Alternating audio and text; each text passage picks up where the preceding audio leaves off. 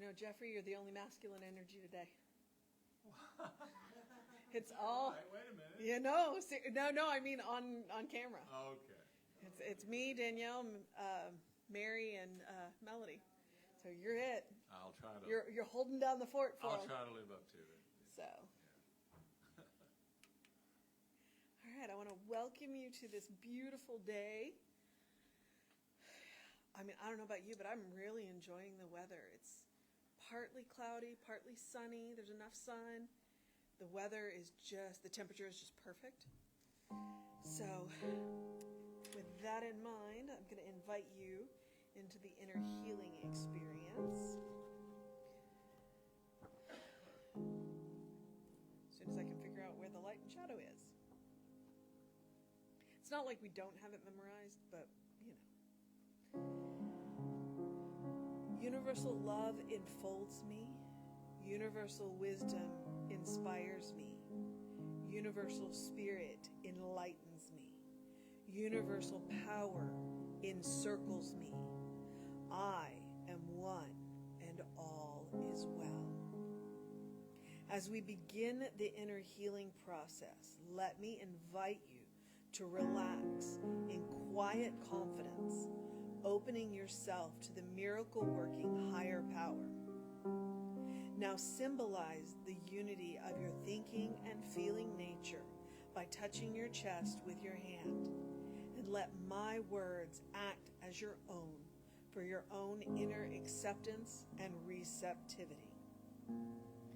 I acknowledge that there is a power, intelligence, and wisdom greater than my own.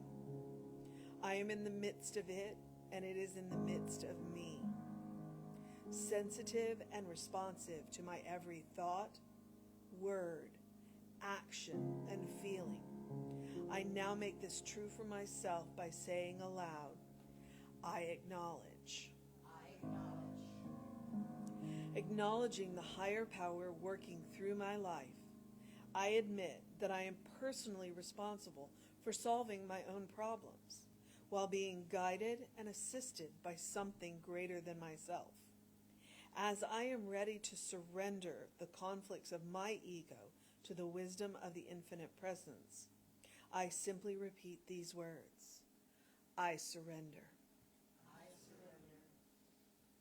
Knowing that forgiveness is the key to unconditional love and the feeling of heaven, I now unconditionally forgive anyone and everyone who has ever injured me in any way, real or imagined. And I now forgive myself for all my mistaken judgments and their resulting actions. From my deepest level of understanding, now I say, I forgive. I forgive. Realizing that I continually experience the effects of my own thinking, I now choose to allow this higher power to recreate me deeply, filling my mind with thoughts that are only constructive, positive, loving, and beautiful. I call upon this divine inflow by stating aloud, I choose. I choose. I now center upon that one idea that I am willing to accept as real for me in this coming week, visualizing the idea as already acted upon and brought to pass.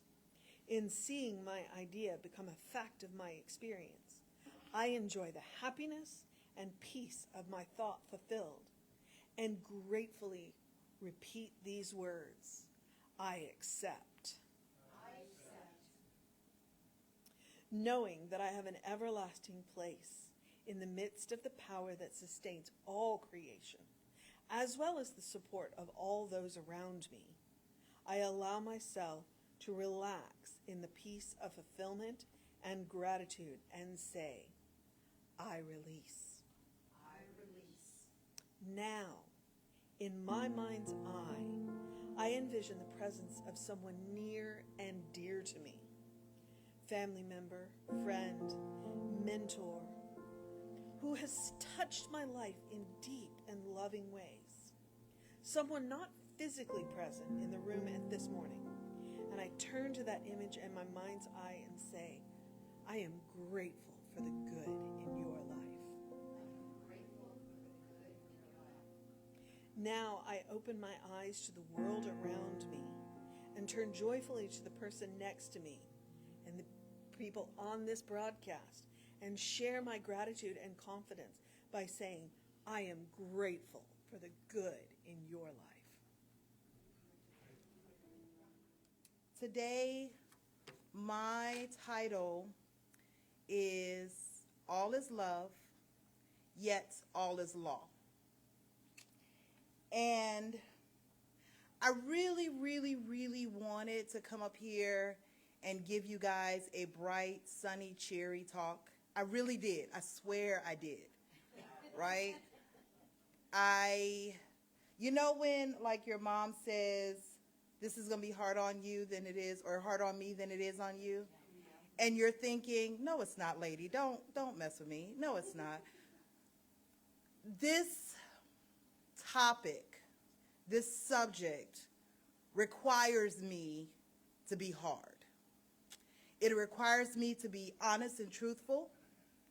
And it requires me as a truth teller, which, by the way, is so ironic for me considering decades ago how I was so not a truth teller. But the fact that I am and I live in that, I have to be that person and I have to do this. So I hope that you all feel empowered by this. I hope that you all feel inspired by this. Okay? And if you have not read or don't know, the topic is All is Love, Yet All is Law. And when I saw that and read that, all that kept popping up for me were the divisions in our lives. We divide ourselves by race, by politics, by ethnicities, by religion, by all of these different categories and boxes that we want to put each other in. When in spirit, we're all connected. We're all one. Like literally, we are all one. What happens to the one happens to the all. And vice versa. It's a law. It's mandated. It's not something that we can control. It's not something that we can change. It's not something that we can do anything different about. So that means that your anger and frustration is the anger and frustration of the all. Your hurt and bitterness is the hurt and bitterness of and in the all. What we do directly affects everything that happens all across this world. I was thrilled this weekend when I saw that hostages were being released. But it also made me question, why are there hostages in the first place? Why are we doing that to ourselves? You know, I had a wonderful Thanksgiving with my loving family. I adored the day. We had a whole spread of food. And I thought about all the people who don't even have a sandwich right now. All the people who have no food, who are struggling right now. We are doing this to ourselves. And one of the reasons why is because we have this perception of limitation. I need to get, so I have to take from you. If I don't have it, then something is wrong. So therefore, I need to get as much as I can and hoard it and have it here and keep it for myself and not give to anyone else. Because they don't deserve it anyway. They haven't worked for it like I have. I've worked hard for this. This is mine. If we continue to live in that mentality, we're going to continue to keep getting what we've already gotten. We're not only living for us right now, we're also living through space and time, which means there are historical, generational things that even though we personally did not do, we did not cause, we did not create, we are living in them and of them. And because we are here, It is our responsibility to do something better with our lives. It is our responsibility to make a difference. How we can make a difference in our lives could be something as great and big as Gandhi or Martin Luther King, or it could be something as small as looking at someone in the eye and acknowledging their humanity. That's significant. That's important. Do you know how many people go all day, all week, and no one actually sees them? The loneliness that they feel, the depression that ripples through our lives because of that. We have an obligation, being stewards of this teaching, knowing better. We have an obligation to do better and to be better.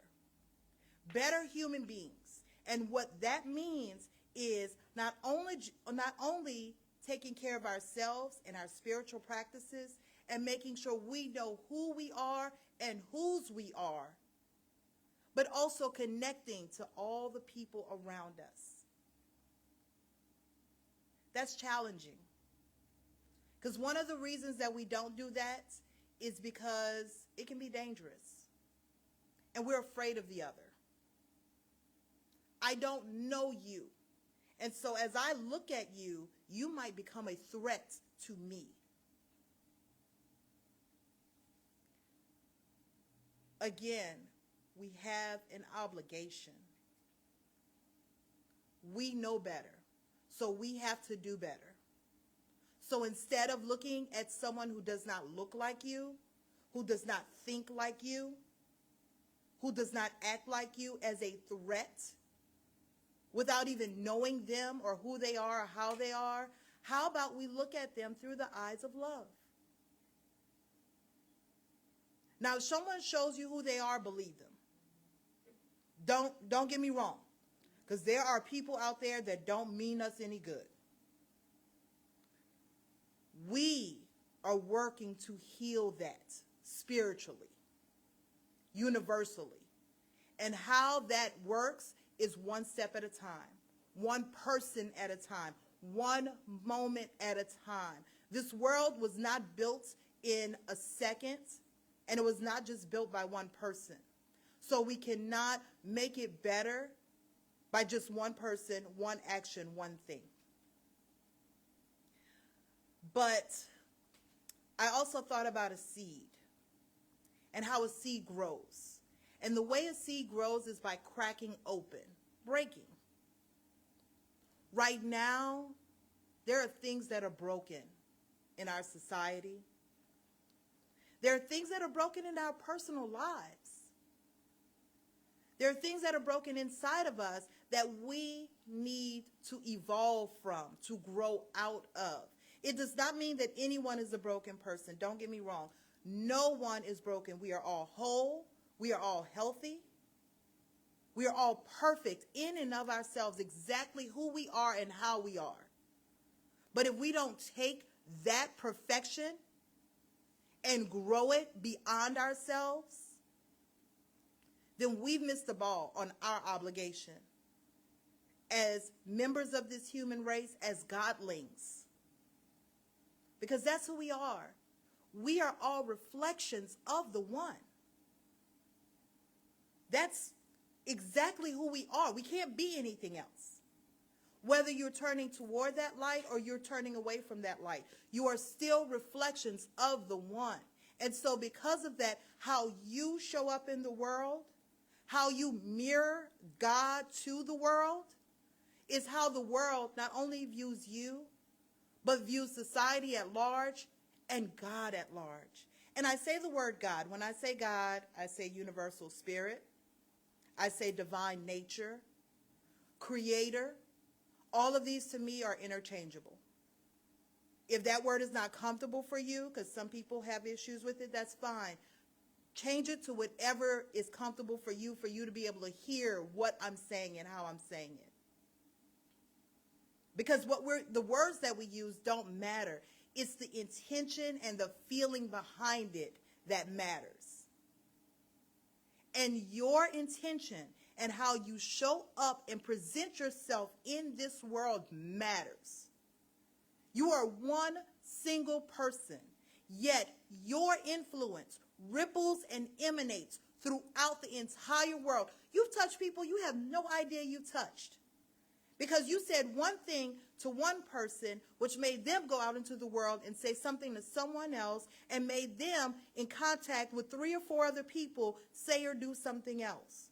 Your thoughts, your actions, and your words matter. And just like we said in the inner healing, it's every thought, every word, every action, every single one.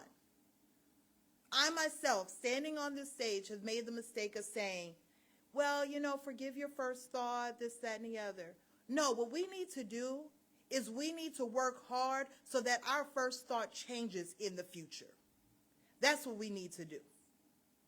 We need to stand in this teaching and in this knowledge, knowing that our actions affect everything, every thought, not just the ones we like, every action, not just the ones that we don't do in anger or frustration. Every single word that comes out of our mouth matters. How we show up in the world matters. And if you get nothing else from this talk, please take a moment, digest that. How you show up in this world matters. This morning, when I walked in the door, I had the pleasure of being greeted by one of our members with a smile. We chatted for a little bit. It warmed my heart, and it felt good. And it helped me to come stand here and talk to you today. Jesse texted me this morning knowing that he was not going to be here, and he said, let the power of Emma emanate through you. It's like, all right, Jesse, you don't know what you're asking for right now. I'm just saying, because I'm about to let Emma rip it out. But okay, if that's what you say. But again, I knew that I was on the right path. I knew because Universal Spirit, through these people, showed me that this is what was needed right now. This is what is needed right now. We have ties to everyone and everything. And right now, there's a soul shift going on.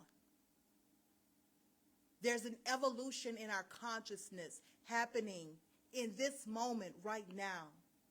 We've had others of these historically. This is an integral one that we need to pay attention to. Because if we don't pay attention to it, we'll miss it. Days feel ordinary, but then they're the extraordinary ones. And sometimes they look and mimic the ordinary ones. Like Thursday, when hopefully many of you were gathered with family and friends, eating a meal, having a good time. It looked ordinary. But the feeling that you get from it, the memories that you make in those moments, even if you ended up arguing with your auntie or your uncle who is that way, even if the turkey came out a little dry or the stuffing wasn't exactly how you wanted it, those are still memories that you can look fondly on from years on end. Those are the things that we need to hold on to. Those are the things and the moments that make universal love so powerful. And I've noticed, although I haven't noticed it recently, I need to pay more attention. Around the holidays, you know how people get a little nicer? You turn on your blinker, somebody lets you over in traffic, nobody's trying to run you down or whatever. Why can't we carry that throughout the years? Why can't you just back up and allow somebody in sometimes? Why is that so hard for us? But again, what's in the one is in the all. I implore you, between your spiritual practice, between your daily life, what you do and how you do, to just be consciously aware. The awareness of what you do and how you do makes a world of difference, because first it starts with the awareness, and then you can move to change if you need to change something. And we all need to change something, right? We're all works in progress, myself included. I'm a work in progress. I'm far from perfect. Trust me, I get mad when somebody gets in front of me and I have to roar around them sometimes. But then I have to catch myself, because it's like, you know what, Danielle, you know better. Maybe they're in a hurry. Maybe they need to go somewhere. Maybe something is going on in their life. I don't know. So I can just let that go. I can let that go. But again, working toward that being my first thought in action. Working toward that being how I show up in the world as much as possible. Everyone is entitled to feelings. Everyone is going to feel things. You will have negative things happen to you. You will have negative feelings. You will have negative thoughts. How do you react to that? What do you do and put out into this world to be better and to do better? That's our goal. That's why we're here, to make this world, your sphere of this world, a little better. Because that's how healing begins. You know, we sing a song at the end of service, let there be peace on earth and let it begin with me. This is how it begins with you. This is where it starts. Working on yourself, connecting in yourself to that higher spirit that we know is there, that we know guides us and moves us and helps us. And from that connection, connecting with everyone and everything around you. Because we know that connection is the breath of life. That connection is what makes us human.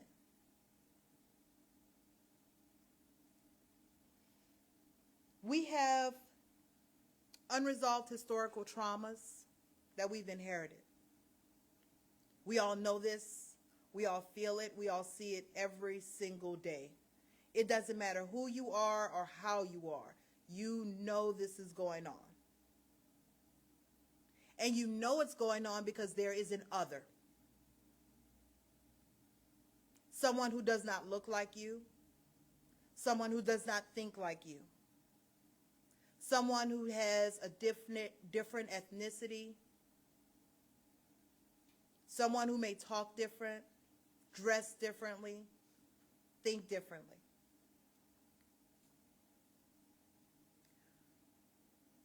If you look at that difference as just another shade of the same makeup and design of yourself, there's beauty in it.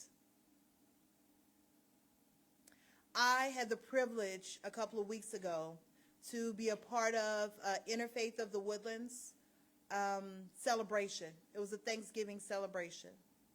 And they had all different people from different religions come out and share their spiritual practices. There were songs and dances, and it was just such a beautiful, heartwarming experience. And one of my first thoughts was, why can't we do that all the time? Why are we not celebrating one another in our differences as opposed to persecuting one another? Why are we looking at the other as if they are somehow foreign, like a different species from us? When at the end of the day, we're all human, and we're all doing the best we can for us and our families. But my thing is, if the best you can for you and your family tramples and stumps on other people, then you need to be looking at yourself. You need to be looking at yourself and what you're doing and how you're doing it. And the things that I'm saying up here right now, they're foreign to a lot of people. So when you go and you look at someone that does not look like you and you smile, they might not smile back. Their gaze might shift off. It throws them off, right? They get a little like, what just happened here? I don't know what that is. Somebody looked at me. Wait a sec. I'm not sure. Oh, okay, let me just walk away. You know, it makes them feel a little nervous inside. But you know what that nervousness is? That's remembrance. That's remembrance that has been forgotten, that there's a connection here. I'm connected to you some kind of way. And the fact that you acknowledge that connection in someone, that is a spark. That's a tiny spark that you put in them. So guess what? You've done your job. You've done your job. Even if they look away, even if they change aisles in the grocery store, even if they try not to see you ever again, it's okay. It's okay. You've done what you're supposed to do. You put something great out in this world. That's what we're here for, to put that little spark of greatness out there. Because we all have it. We're all flames of the one. So all you need to do is go ignite it in someone else who's forgotten. That's our job. That's our job. We perceive duality, good and bad, right and wrong, hero and villain, winners and losers. I contend to you that all exists on the same spectrum. And with that, there's balance. Sometimes you win, and sometimes you lose, and that's okay. Because we all need to know both of those feelings, right? Sometimes you're right, sometimes you're wrong. Sometimes, and this is a good one, sometimes you have to apologize when you know you're right. Ooh. We know how that feels, right? You know you're right. You know it. But you have to be the bigger person and go and apologize and make someone else feel better? Yeah. But again, you are also godlings. You are also spirit incarnate. So you know, as hard as that is, and as much as you don't want to do it, you know that will make the other feel so much better, right? And so it's okay to suck it up and do it sometimes. Even when it doesn't feel good for you, even when you really, every fiber of your being is telling you, no. There's a little voice inside of you that's like, you know I'm right. You know what you need to do right here. You know this is the way to go. So I'm just saying, listen to that little voice, even when it's the hardest, I love this quote from Carolyn Mays. She says, transition from the love of power to the power of love. If we can transition from our stuff, right? I need, mine, give me, to sharing, to caring, to connecting with others. Give what you have. I'm not asking you to be like Jesus or the disciples and give up all of your stuff or anything like that. I have stuff too, and I like my stuff, you know? So I'm not asking that. But what I am asking you is beyond yourself, reaching out. How many of us right now have leftovers sitting in the fridge that are going to go bad, that you're going to end up throwing out in the next few days? How hard would it be for you to stick that stuff in the oven, go run to the grocery store, get some to-go containers, and just drive around and pass them out? So someone has that. You share with someone, and it's not giving more of yourself. All that was going to do was go in the trash. A little bit of your time, a little extra energy, a little something going beyond yourself to let someone else know that they matter. That's how we spread love into this world. That's how we remind others that we are connected to them and through them. And I tell you what, the other thing is, it feels good. When you give to other people, it feels good. Not only are you not so in your head concerned about all the things going on in your life, but it also feels really, really good, and you get happy with yourself. Especially if you're doing it with the best intentions in mind. Just helping someone else, doing something for others, putting yourself out there so that others can feel love and value and worth.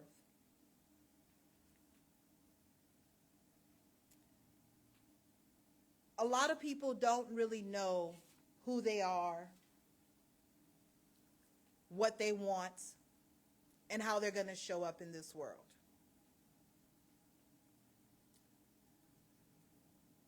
To figure out who you are, you have to connect with spirit. You have to have a daily spiritual practice. I'll say regular spiritual practice, because it can be more than daily. It can be multiple times a day. It could be less than daily, but it needs to be regular. It needs to be consistent. And you're not doing this for God. You know, I grew up in a religion where I was taught that I need to pray and worship for God. As if God is sitting up there on a cloud looking at me, waiting for my prayers. And if I don't pray, then somehow God's going to be mad and smite me and punish me and this, that, and the other. As if the 8 billion people on this planet, God is sitting up there one by one. That is like you counting on every single hair on your body. And if one hair does not do exactly what you want, now you're pissed off with the whole, like your entire body. Like, how much sense does that make? Do you really think that God has that much time that he's just sitting up there paying attention to you? No. Exactly. There's no way. No way. You pray. You treat. You do that for yourself.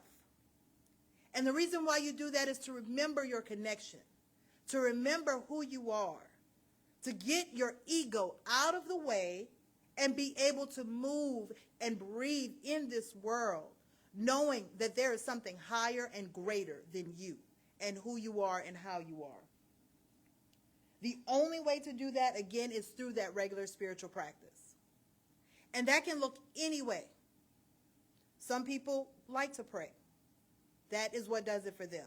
Some people like to meditate. That's what does it for them. Some people, giving does it for them. If you've never meditated, and again, let's not even use that word. If you have trouble connecting with yourself and knowing who you are and how you are, I challenge you. I have a challenge. You know, I like my challenges. My challenge for you is to sit with yourself, not doing anything, not expecting anything, not trying to be anything. Sit with yourself in a room that is quiet, no phone, no TV, no distractions for 5 minutes. If you've never done it before, I will let you know it will be the hardest and longest 5 minutes of your entire life. Set an alarm. Just so you know you've done it for 5 minutes. You won't be peeking over to see what time it is every couple of seconds. 5 whole minutes. Sit with yourself. And with that, eventually, first, I can tell you, you're going to be very uncomfortable. You're going to be very anxious. You're going to want to get up and do something or move. And you're thinking, how long is this going to be? After that passes, you're going to start thinking. These are the thoughts that go through your head all day long that you don't pay attention to, that you don't know about, that just happens in the background. It's like the background noise. But once your 5 minutes are up, oh, the other thing, don't try to control the thoughts. Don't try to make them be anything. It's not to focus on God or focus on God. That's not what this is. This is just to recognize who you are and how you are. Okay? Sit for 5 minutes. Whatever happens, happens. Whatever you think, think.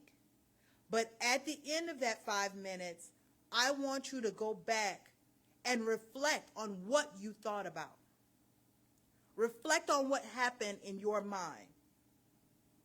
And reflect. Was it positive? Was it negative?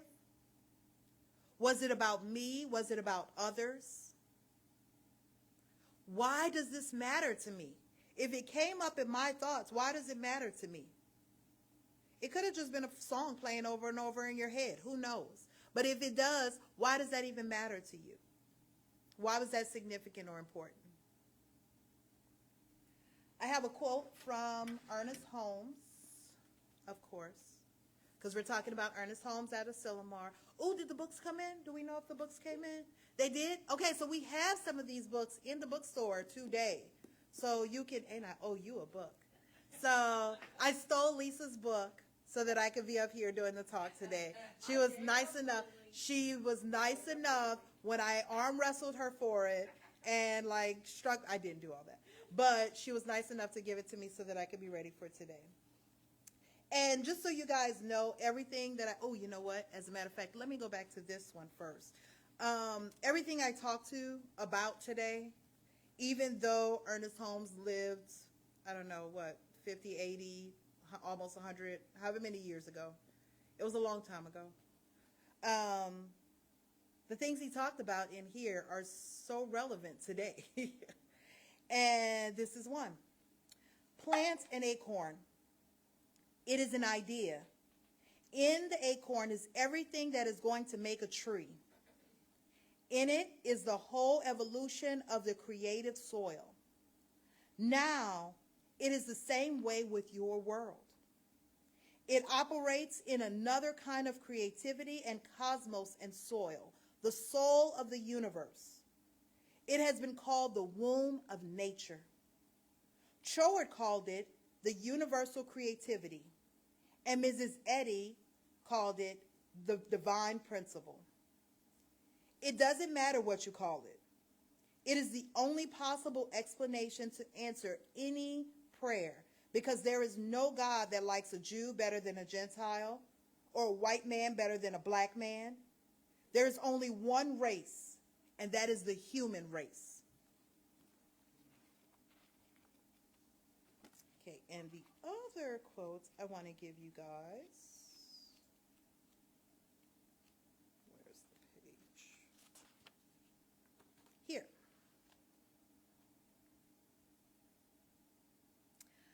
Let us know that deep within us, in the living wellspring of our beyond the pairs of opposites, good and evil, mind and matter as dualism, and beyond the limitation and fears, and beyond the faith, just as beyond the doubts and beyond the hope, and beyond the height of our earthly visions, that which is without dimension and deep within our own souls shines an eternal light.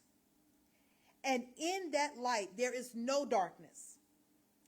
That mystic light which envelops everything we contact, heals and blesses everything we touch, and brings life or death and joy for a song. Eternal spirit within us, blessed life and infinite peace. Everything that denies this, we deny. Everything that affirms that living presence, we announce. And all the past, whatever we believe it may have been, and every negation is wiped out, and there is no past. Every expectation of the future is wiped out, other than the affirmation of the presence of the one, which says, behold, I make all things new.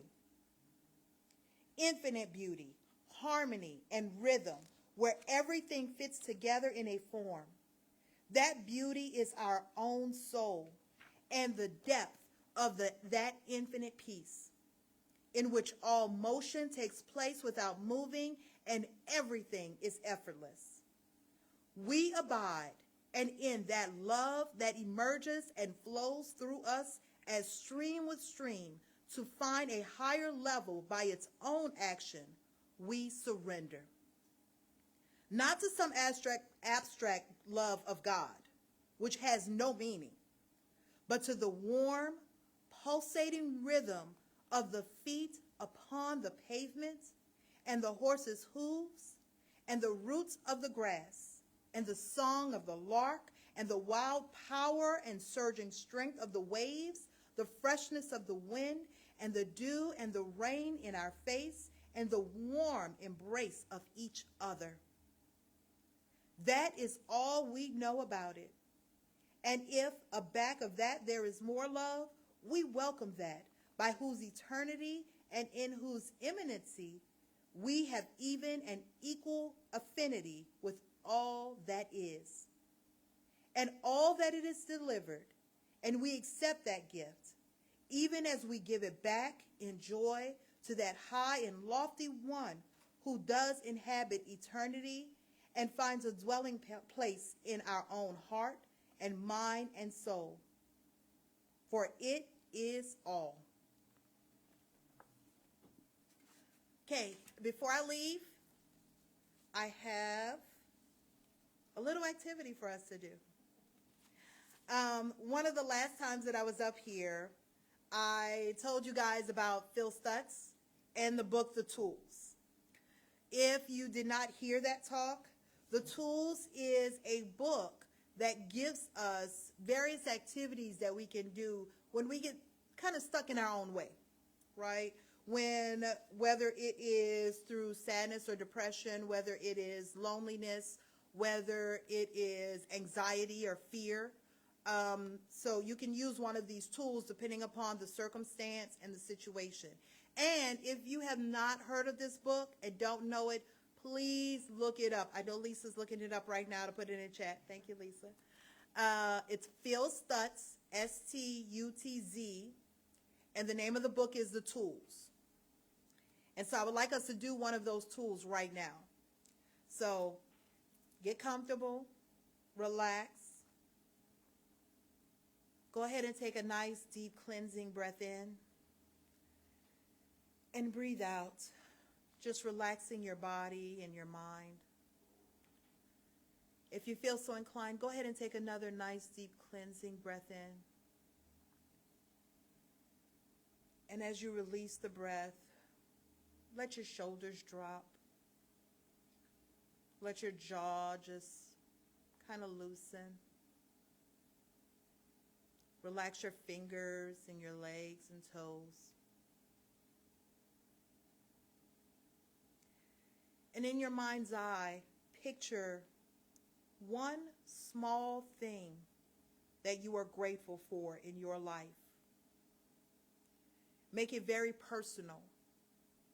It can be the first sip of a warm cup of coffee or tea, the feel of your dog or cat's fur under your fingers, or the smile or hug of a loved one. Whatever it is, picture it very clearly in your mind. Be in that moment. Think about how it feels, and think about how it makes you feel.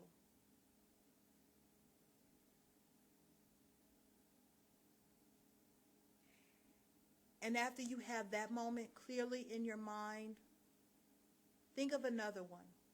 One very small thing that you are so grateful for.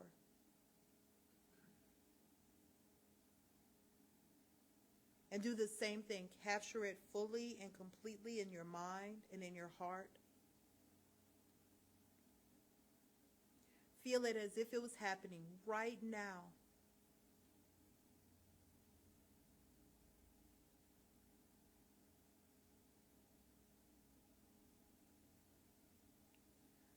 Now focus on the feeling that you have. Focus on that love and gratitude that fills your heart right now.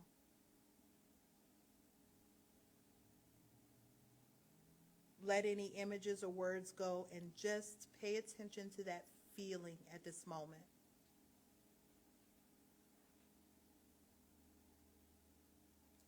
Take another deep breath in. And as you release that breath, allow that feeling to rise above your heart and flow up and out of your body into the air, into the sky above. Feel your chest soften and open as the gratitude flows from your heart, and allow it to connect to universal source of creation itself.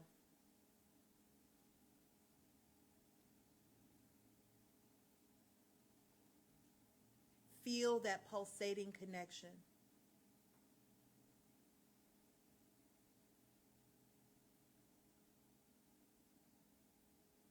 Revel in it just for a minute.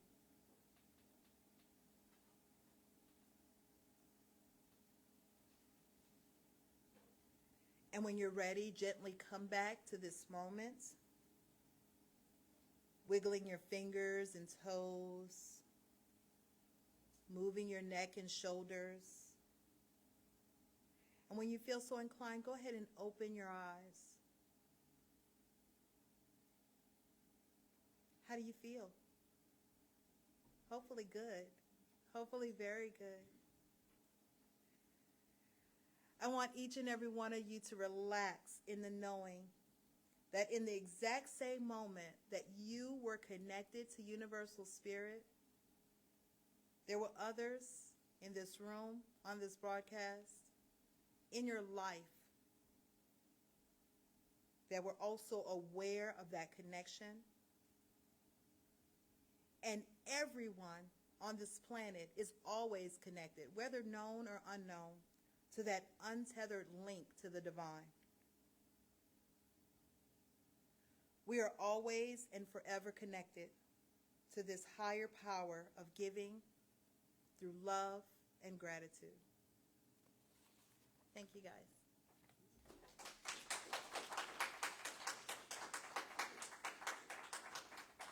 Your hand. Welcome. Thank you for being here. Thank you for being a part of service today. I hope you enjoyed it, and I hope you come back. We would love to see you again. And for everyone else, thank you for being here again. Thank you for all your love and your support, all of your energy. You know I love you guys. Y'all are just amazing, I swear. So thank you for being the amazing, wonderful people that you are. I'm truly grateful and appreciative of each and every one of you. And now I invite you to say with me, oh, I should also say I'm grateful for not only your presence and your love and your support, but also your monetary donations that you can reach into your pockets and purses right now and get out. Those are always wonderful. They help keep the lights on. They help keep everything going here. So thank you for being you and who you are and giving to us. And I hope that we've given back to you just as much, if not even more. And now I invite you to say with me, divine love through me blesses and multiplies all the good I am and have, all the good I give and receive. I am prosperous now, and so it is. I'm going to very quickly circle back to something Dainill said. She said she was talking about the first thought. Do you know what the difference between a reaction and a response is? A moment of thought. And I said moment, not minute, so it can be as long as you need. It's one of the things that I kind of lean into during the holidays is practicing the pause. So if you want to learn to if you want to work on your first reaction, that's exactly the way you can do it, is to pause before you speak, pause before you take an action. Give yourself that moment to connect with your spirit and really choose your response instead of just reacting. And then that's what she was talking about. She was talking about the difference between a reaction and a response. And we are all capable of it, but it does take work, and it does take the dreaded word exercise. We want to exercise our spiritual muscles, which is what I'm about to do right now. So join me. I'm going to invite you consciously into the sacred, because it's all sacred all the time. Everywhere we look, God is looking back at us. The question is, are we paying attention? So I'm inviting you to come consciously into the sacred with me right now, and know that there is one life, one power, one presence, one love. And each and every one of us are a part of that power. That power flows through us. We live that life. We are the physical manifestation of that presence in this material world. And we are the divine channel for that love. And it is through that love that all things are possible. So as we make our way through this holiday season, with all of the amazing holidays that are about to be celebrated through, the middle of January, because there's so many, that we open ourselves up to that love, to that celebration, to that joy, to that peace, to that pause, to that rest, that we consciously seek the connection with the source of our own being and choose our response measuredly, so that we walk into situations and leave them better than we found them. That we walk through this holiday season and find ourselves better than we entered in. That we celebrate our differences. That we celebrate that which makes each and every one of us unique. And yet celebrate that which makes each and every one of us one. And that is the power that the holidays can have if we enter them consciously. Walk with me, but walk with the source of your own being. Put your hand into something greater than you are, and know that it flows through you, and it will never forsake you. And I know this with all of the gratitude in my being. And I am grateful for a teaching that teaches me this. I am grateful for a teaching that teaches me who I am and who each and every one of you are. And that is a beloved child of God, of spirit, of love, of the all, of the one. I am grateful for this community. I am grateful for our ministers. I am grateful for our practitioners. I am grateful for our musicians. I am grateful that every now and again Reverend Jesse takes a break and lets amazing things like this happen. I am grateful for Dainill. I am grateful for each and every one of you. I am grateful for the technology that allows this to broadcast out into the ethers. And I am grateful, because grateful is just another word for love. And I relax and release my word into law with love. And so it is. Say with me now, something wonderful is happening through me. Something wonderful is happening through me. I feel it in my body. I feel it in my body. I feel it in my I mind. feel it in my mind. I feel it in everything I do. I feel it in everything I do. I trust it. I trust it. I use it. I use it. And I love it. And I love it. And so it is. And so it is.